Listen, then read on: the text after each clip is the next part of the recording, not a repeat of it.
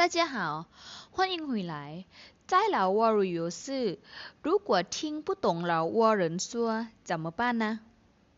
今天教你们两句最实用的老挝语。那我们开始吧。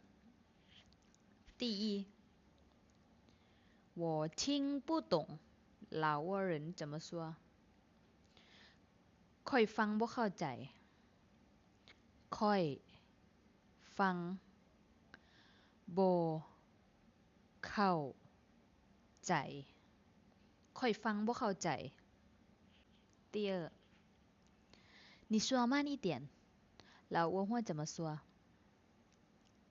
เจ้าเว้าช้าๆแดเจ้าเว้าช้าๆแน่เจ้าเว้าช้าๆแน่大家学会了吗？